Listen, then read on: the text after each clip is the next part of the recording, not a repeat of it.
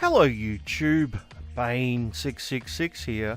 So today I want to look at an article which I've been sitting on for some time. This happens sometimes. Sometimes I'll come across an article and I think I'll do that later on, and then other articles come up and I kind of forget about it and it gets pushed back. But I think it's time I got around to it. It's from The Independent and it's called Director of Film About Domestic Violence Faces Criticism from Men's Rights Activists for Focusing on Women. And I think under these circumstances, criticism is more than reasonable, as we'll see. It says, I received comments and direct messages from men accusing me of having a fetish for violence against women and saying you were trying to start a gender war. Yeah, once again, I think that's fair criticism, which will now be labelled as abuse, as we're about to see. So the article starts with, a director who poured thousands of pounds of his own money into a film about domestic violence has been bombarded with abuse from men's rights activists. Abuse. Now, look, I don't doubt that there have probably been some people who have been abusive, but I think the majority of comments have probably been fair criticism. Now, I've often said that when replying to people like this, we should not be abusive, because a handful of abusive comments will then be used as an excuse to dismiss any legitimate criticism. A handful of comments saying, fuck you, I hope you die, will be used as an excuse to ignore and block and delete comments saying, what about the male victims that you're not representing? Mind you, even if all the comments were, what about the male victims that you're ignoring, I'm still pretty sure it will be labelled as abuse. But, if there's only comments like that, then we can point out that there were no abusive comments and that they're just deleting criticism. But anyway, let's get into this article, because there are some interesting statistics, some of which contradict themselves. So let's get stuck into it.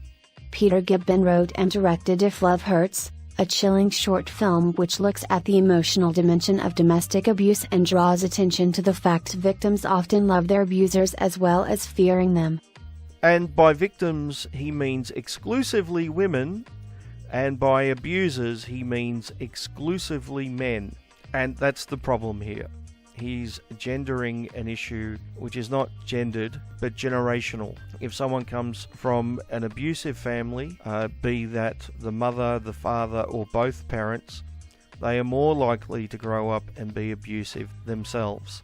Now, that doesn't necessarily mean that everyone will, but they are far more likely to continue that abuse. It has nothing to do with the patriarchy. It has nothing to do with men wanting to maintain control over women or any of this other bullshit that we often hear. But anyway, let's continue. The self-funded film takes a disturbing look at the plight of domestic violence victims who are being abused in what they may deem to be a loving relationship. The 30-year-old filmmaker argues the fact it takes an average of up to 8 abuses before a victim will feel able to speak out is evidence of how difficult it can be for a domestic violence victim to extricate themselves from an abusive situation. Up to 8 abuses.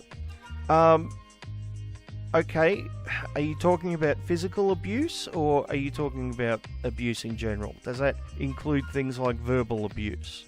Because if it does, I would expect it would be probably more than 8, but anyway, that's one of the problems about talking about domestic violence is the terms are often quite flexible.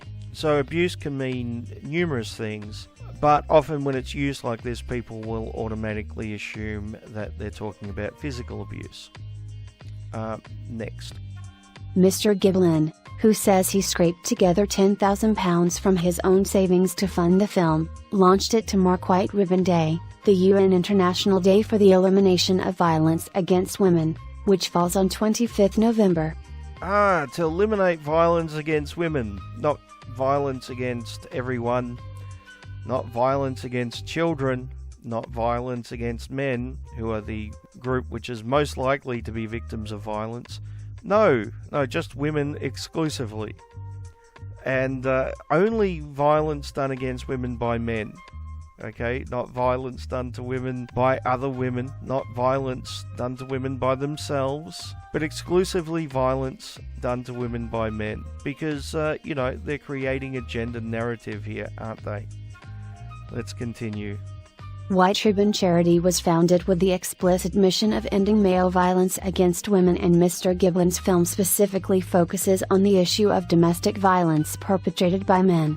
Yeah, and that's exactly why you're getting criticism, because it's exclusively one particular type of violence. Now, if someone were to make a movie, a documentary about street crime, let's say muggings, right, in a particular city, I think that would be a fair thing to do, right?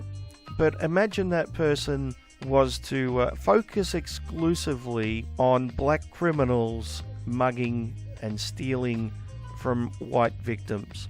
Do you think the social justice warriors out there might go fucking crazy and start calling this guy a racist? And for the record, I would agree with them. Especially if it was in a city where there was an equal number of criminals who were white doing the exact same thing, or even a high percentage of criminals who were white doing the exact same thing. When you focus on a particular group doing something to another particular group, you create a stereotype, and effectively you're excluding any victim who does not fit into that stereotype, as well as any perpetrator who does not fit into that particular stereotype. That is the issue here. Next. According to recent figures published by the Office for National Statistics, the majority, 70%, of victims of domestic violence deaths are female. In 2013-14, 93% of defendants in domestic violence court cases were male and 84% of victims were female. Now we have some very, very interesting statistics here, and I want you to pay close attention to them, because this is very, very important for the rest of the video. Let me read this to you again. According to recent figures published by the Office of National Statistics, the majority, 70% of victims of domestic violence deaths are female. 70%. That means 30% are male. So, that's almost 1/3, not quite 1/3, but for convenience, let's say it's 1/3. Now, I would say that 1/3 of the deaths due to domestic violence being male is fairly significant. Now, keep that in mind for the rest of the video. It is very, very important. Now, the rest of this paragraph says, in 2013-2014, 93% of defendants in domestic violence court cases were male, and 84% of victims were female. Now, this is suggesting that this is due to the fact that it's majority males being violent towards majority females. Thus, it's perfectly okay to gender the situation. I would argue that those numbers reflect a bias in the legal system, where men who report domestic violence are less likely to be taken serious by the police and are less likely to end up in court as a defendant against their violent female perpetrator. Did you think about calling the police, going to the police? I did. The problem you have is that you're in denial that it's happening at all. You kind of think, am I to blame for that? It was only when I came across somebody else that was going through that, I thought, I recognise half of those things in my own life.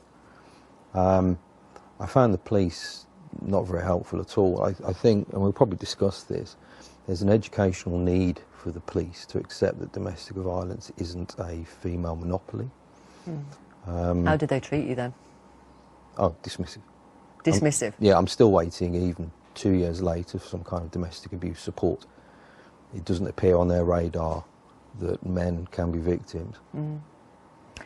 And does it continue to have an impact on you? Oh, most definitely. In what way? The depression doesn't go away, the self-doubt doesn't go away, the trusting of other people doesn't go away, and the complete lack of faith in the system and the services. As a result, my view of the police has changed to one of distrust and certainly no faith. I was brought up in a time where you had to respect authority. But I've learned that that has to be earned. And when you turn to the police, the one and only time you actually need their help and they're not there, that's it. That's all your cards play. I wonder then, I mean, if there is a man watching who may find themselves maybe in a scenario similar to the one you have described, would you recommend that they contact the police? I should say yes, but speaking from experience, I think you're probably leaving yourself wide open to further accusations, because what will happen is that she'll then accuse you and you'll be taken away. Is that what happened to you? Absolutely, it did. So you went to the police, she accused you of what? She accused me of assault. Right. And I had evidence, I had photographic evidence, written evidence, which I'd actually given to my boss. And the police decided to dismiss that because it didn't fit within what they perceived to be a domestic abuse situation. And it always seemed to be, and I've spoken to other men about this, it's always easy to take the man away. Well, you're taken away, but where do you go? And that's why I'd kind of say, well, I don't really trust the police. Right. So what happened to you? She reported you for assault, and did they come and arrest you, or what? They took me away, yeah. They arrested you? Yeah, I went to court. The judge said there's absolutely no evidence here, and threw it out. The whole thing took about 10 minutes. I raised the fact that I had evidence for my case, and the police went, we're not going to do anything about it. It's done and dusted. Mark, do you come across that kind of example? We do from time to time. Right. 10 years ago, we used to get a lot of those types of situation, men going to the police not being believed, even when they had strong evidence. Occasionally we get that now, but it's with the ex taking revenge by effectively, you know, pretending that it was the man who was abusive? Yes, Right. certainly. I mean, the whole issue around kind of counter or false allegations is continually a problem, Right. including the threat of, you know, if you go to the police, I will tell the police that you've done X, or even sometimes actually saying, if you go to the police or leave, I'll say you've done something to the children at home as well. So we do get those calls, and they have been increasing, but response from the police over the last 10 years generally is far better than it was. Okay. And that's not even going into the fact that men are less likely to report domestic violence to begin with, or claims of domestic violence being used in rather nasty custody cases and things like that. But let's continue. But keep in mind that 30%, almost 1/3 of all domestic violence deaths in the UK are male. Every week in the UK, 2 women are murdered by a partner or ex-partner. 2 women a week are murdered in the UK by a partner or ex-partner. So do you know what that means? That means that 1 male a week is murdered by a partner or ex-partner. How strange that no one ever mentions that. If 1/3 of domestic violence deaths are male and 2 women are murdered per week, that means 1 male, on average, is murdered a week. And we never ever fucking talk about that. We never bring that up. Apparently, it doesn't count, it doesn't exist. And that is the problem. Okay, so let's have a quick look at some statistics and see if the feminist narrative actually holds water. So I'm using UK stats because this article and the documentary are from the UK. So first of all, let's start out with homicides in the UK. Now, data collected ending in early 2018, excluding attacks by terrorists, we find that there are 695 homicides in the UK, and that's broken down into 206 female and 489 male. Now, out of those 695 homicides, if we look at domestic violence specifically, we find that there were 104 female homicide victims and 44 male homicide victims.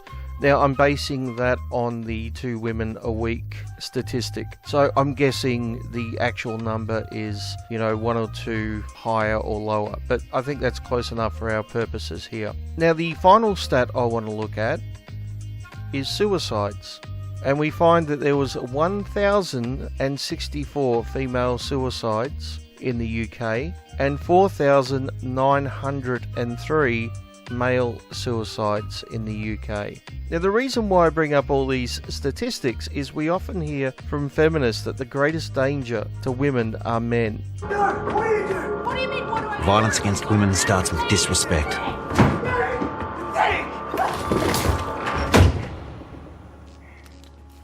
the excuses we make allow it to grow. Violence against women. Let's stop it at the start.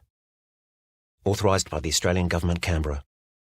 And it's talked about in such a way as if this is a massive disadvantage for women. And we're told that men living in the patriarchy, infected with toxic masculinity, just hate women, and there's constant violence against women, and women are treated as second-class citizens because of the amount of violence against women, and 2 women a week die because of domestic violence. We constantly hear this narrative, but it just doesn't hold water. The majority of homicide victims are actually male. Now, yes, I know the counter-argument to that. The counter-argument is, but that's males doing it to males. Yet, so what? That means that males are vastly more likely to kill other males than they are to kill women. Don't you understand that contradicts your narrative? And we also find that women are vastly more likely to kill themselves than to be killed by a male partner.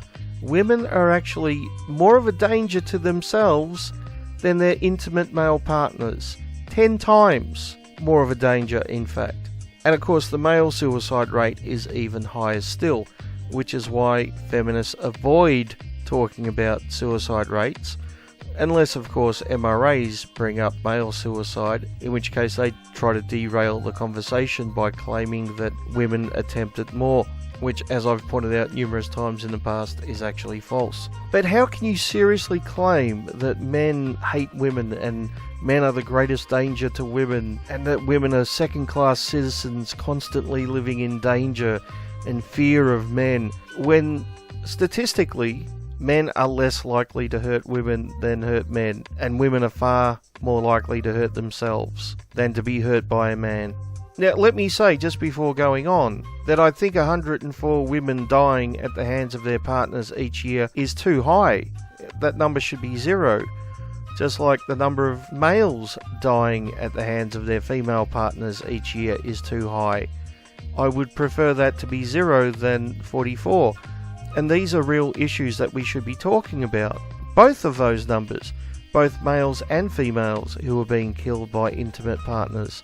So I'm not saying this isn't an issue. I'm just saying it's not the only fucking issue. The entire focus should not be on female victims of domestic abuse. And I suspect the reason why feminists focus so much on females dying at the hands of intimate male partners is because they can blame it on men. Otherwise, why wouldn't they be talking about the high female suicide rate? That is, high in comparison to female homicides, not in comparison to male suicide.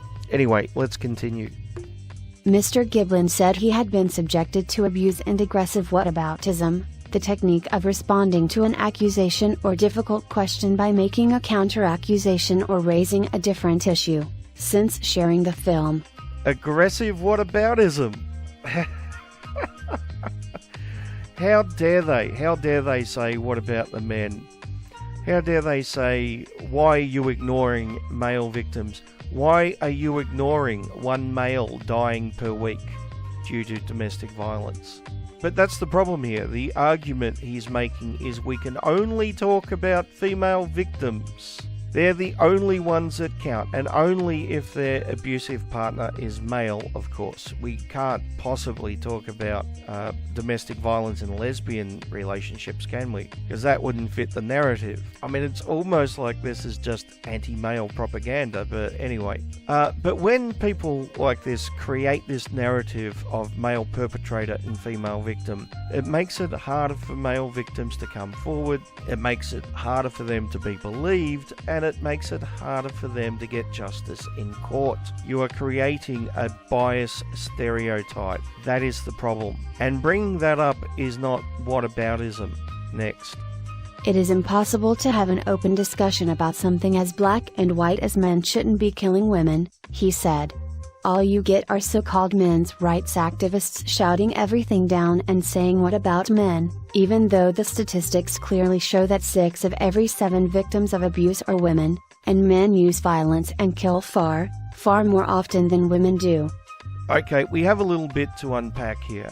Now, imagine if someone said instead of, it's impossible to have an open discussion about something as black and white as men shouldn't be killing women. Imagine instead of saying that, someone said, it's impossible to have an open discussion about blacks shouldn't be killing whites. Do you think maybe that would be seen as racist? Do you think social justice advocates might have a problem with that? And that's the issue here. Exclusively focusing on men killing women is sexist.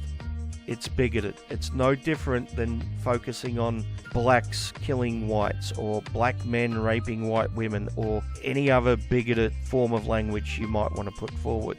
If you're focusing exclusively on Group A doing something to Group B to create a stereotype when in fact the numbers are a lot more even, you are a fucking bigot. And as we've seen already, 1/3 of deaths are male. That's the stats this very article is using supposedly to defend this guy. Instead, it actually debunks him. Especially when he goes on to say that 6 out of every 7 victims of abuse are women. Really? 6 out of 7, yet 1/3 of deaths are male. Well, that would suggest that abusive women are far more violent, wouldn't it? Either your statistics are absolute bullshit, or you've just shot yourself in the foot because you're arguing that even though abusive women are the minority, they are far more likely to kill their partners. But it's male violence we have to worry about, right? Because that comes from male entitlement. That comes from toxic masculinity, etc., etc. Next. I posted the film to Reddit, on r 2x chromosomes, and watched the upvotes shoot up and down, and most of the comments had to be removed by the moderator because they were rank. I even started getting direct messages saying how terrible a person I am for making such a film. Rank comments. Yeah, most of which were probably what about the men. I'm guessing that's as rank as most of them got. Now, I don't doubt he probably did get some nasty messages. And once again, I don't encourage that. But I do think that most of the comments were probably just fair criticism. Next. I was brigaded, coordinated online voting, by men's rights activists. I received comments and direct messages from men accusing me of having a fetish for violence against women and saying you are trying to start a gender war, he recalled. You can come back at them and say men are more likely to kill partners or ex-partners, but they do not care. Okay, he was brigaded. Wow, a coordinated online voting attack. Yeah, not just random people finding what he was doing and saying offensive. No, it was coordinated by those evil MRAs. Because just random people seeing anti-male propaganda wouldn't be offended by that, would they? No, of course not. It has to be some coordinated attack, of course. And then he says that men are far more likely to kill their partners or ex-partners. Far more likely. Well, using the very statistics in this article, 1/3 of victims are male. That is murdered victims. 1/3. I would not say that is far more likely. And, that's not taking into account men who may have committed suicide because there are no services for them. Just turned around and I looked to see if there was a truck coming down the road because I would have just jumped in front of that truck. A lot of shame. There was a lot of numbness. I went through a lot of depression. Now, I'm not suggesting the majority of suicides are due to domestic violence. There are many, many reasons for the high male suicide rate. But I do think that domestic violence and having nowhere to go is one of the many reasons. But let's continue. You can tell these are well-worn accusations and insults. A lot of people thought I was a woman even though I had my real name. They would say I hate men even though I am a man. They have a narrative they are so bought into that they will ignore anything which goes against it inappropriate or twist anything into making them right. Wow, they have a narrative they are so bought into they will ignore anything which goes against it. Yeah, you mean like statistics saying 1/3 of victims are male. Is that what you mean? Because you seem to be ignoring that. And as for saying that you hate men even though you are a male, well, that's one of the requirements of being a male feminist, isn't it? You know, one part self-loathing and one part throwing all other men under the bus. I thought they were requirements. Are you saying otherwise? Because there seems to be a lot of male feminists that fit that stereotype. Like me! That's really the point. What about me? I'm a good guy. He argued some of the vicious commenters would go through mental gymnastics in the attempt to vilify him for making the film. Mental gymnastics. Mental gymnastics. That's a very interesting comment coming from someone dismissing male victims when this very article points out that 1/3 of deaths due to domestic violence are male. But we're the ones doing mental gymnastics, right? Okay, next. It is akin to asking a cancer charity, why are you not trying to cure HIV? Male violence against women is a specific problem, he said. Okay, let's have a look at this comment for a second. Now, if someone started a cancer charity and people started saying, why aren't you doing anything about HIV? That obviously would be wrong, okay? Because people should be able to focus on one issue without people coming along and saying, what about this other issue? I get that. I totally get that. But what if someone started a cancer charity and then started saying that HIV does not exist or HIV is not harmful, and that instead of giving money to HIV charities, you should be exclusively giving it to cancer charities, to their cancer charity? And what if they started publishing statistics which inflated the number of people dying of that particular cancer which their charity was covering, while at the same time minimizing the number of deaths to HIV or whatever else? Then coming along and saying, what about HIV, would be the reasonable thing to do. It would be reasonable to have backlash against something like that. And that is exactly what's happening here. He is focusing on female victims and male perpetrators in such a way that minimizes and dismisses male victims of female violence, or male victims at all, or female violence at all. That is why he is getting whataboutism. What about the men? It's effectively people like this that make it harder for male victims to come forward and be believed. Next. The director said a lot of comments were so vile they were deleted by moderators, but this did little to stop the problem, as members were able to make other accounts and keep harassing him via them. Okay, comments being deleted on a feminist forum is not an indicator that the comments were vile. Okay, you do not need to leave a vile comment for it to be deleted.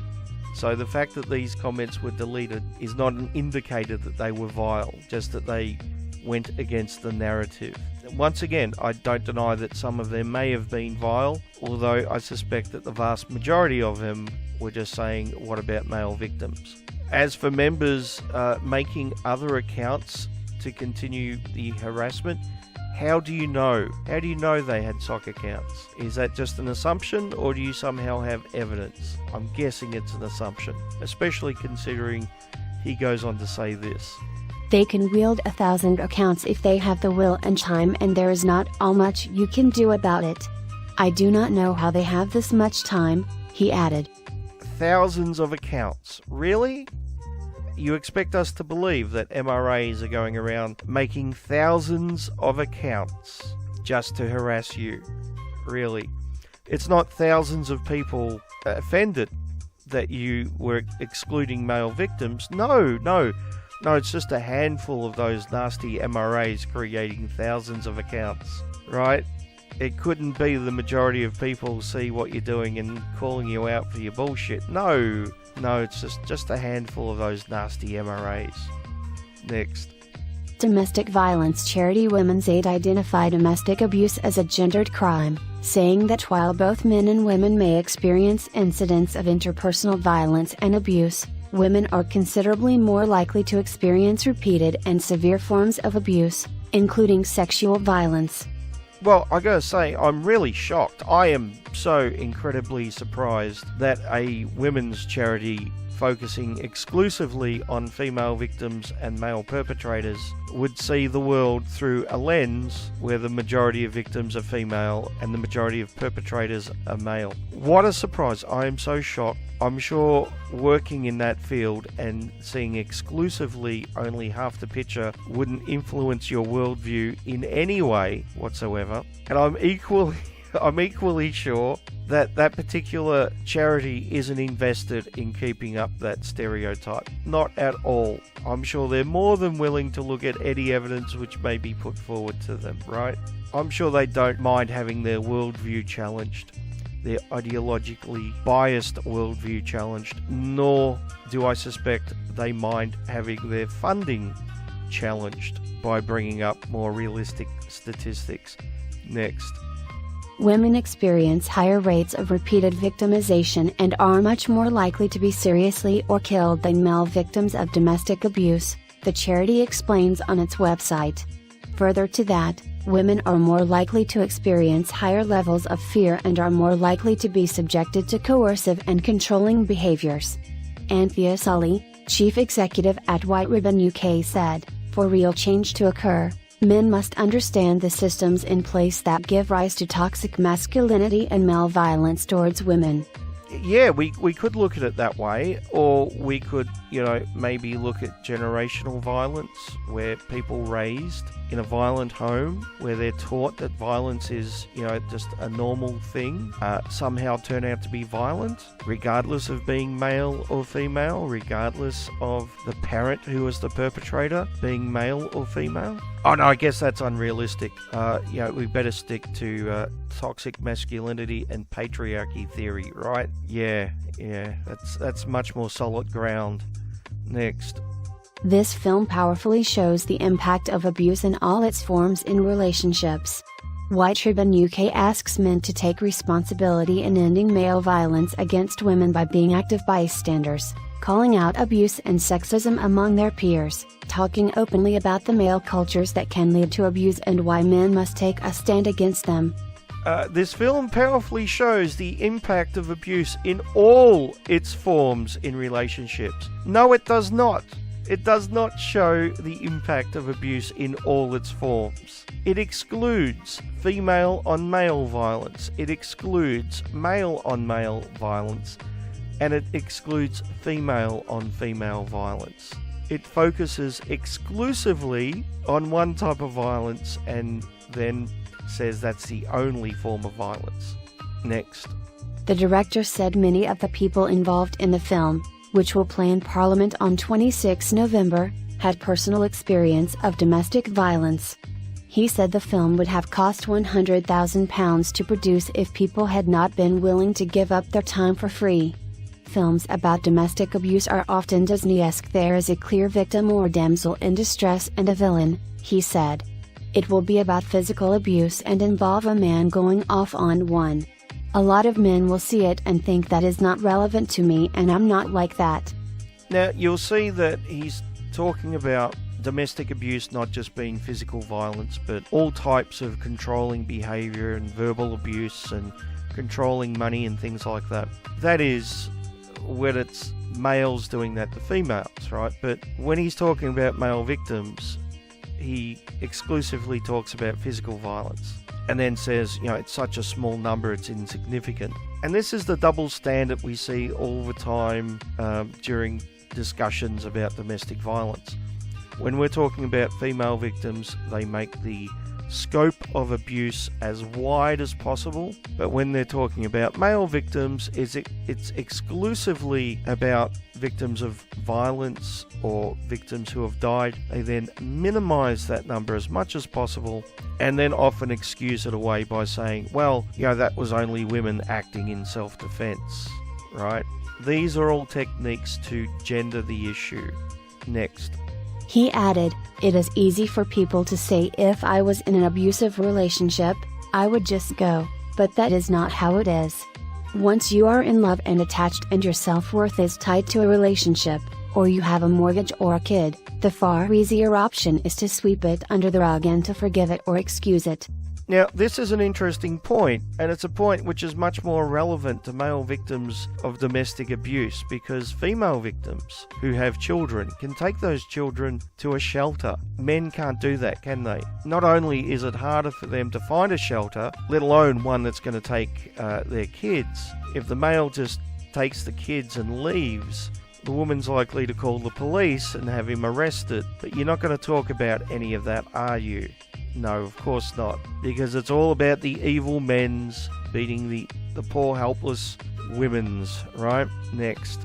When you are in love with someone, and they show you a different side of themselves, you want that side to go away, and not to have to think about it again.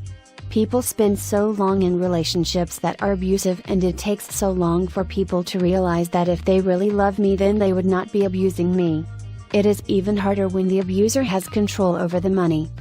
Yeah, and all this is true, and applies equally to men, if not more so. I think men are probably more likely to stick around in an abusive relationship and possibly blame themselves. Anyway, that's it for this video, folks. Hope you enjoyed it.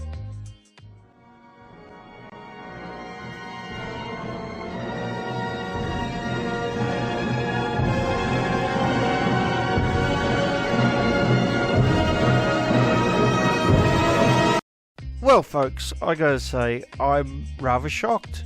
I am very surprised and rather shocked, and you'll see why in a minute. And trust me, you will be too.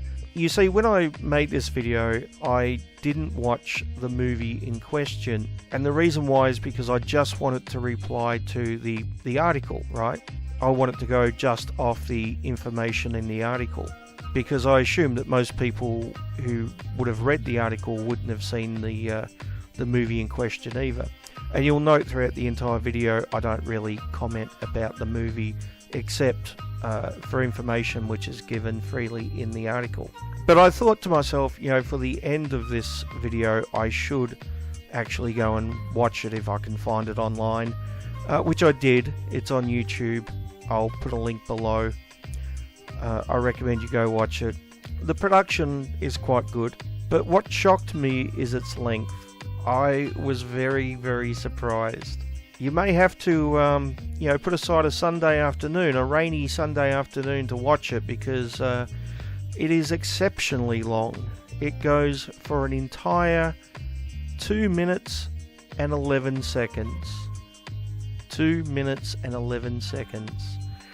Now, why that is a shock to me is because the creator of this movie said that he put £10,000 of his own money into it, and that it would have cost more if people hadn't volunteered. In fact, he says it would have cost £100,000. £100,000 for a 2 minute and 11 second movie. Now, look, I've never made a movie, but I find that hard to believe. Now, in case you're wondering how much £100,000 in American dollars is, it's roughly 125,000 American dollars, which is a lot of money for a 2 minute and 11 second movie, which I'm sure was shot in one day. Now, to give you some kind of idea how someone can actually make a really good movie for, a fairly low price, I'm going to put out one of my all-time favourite movies, which I only saw earlier this year, called Eyes of My Mother. It's a beautiful movie, beautifully shot, but rather horrific at the same time, and that cost 250,000 American dollars, and that goes for 1 hour and 17 minutes. And the production values on this movie are great. If you haven't seen it, go watch it. It's a great movie. So if you can make an amazing looking movie for $250,000, I don't know why a 2 minute and 11 second movie, which is, it has good production values, but realistically is pretty simplistic, I don't see how that would cost 125,000 American dollars. It's bizarre.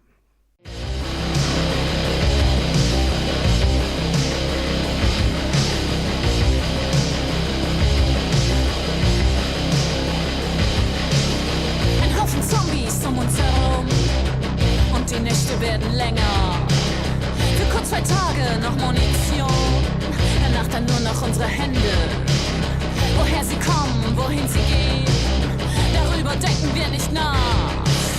Ein neuer Anfang, ein altes Problem, wer schickt hier wen ins Grab?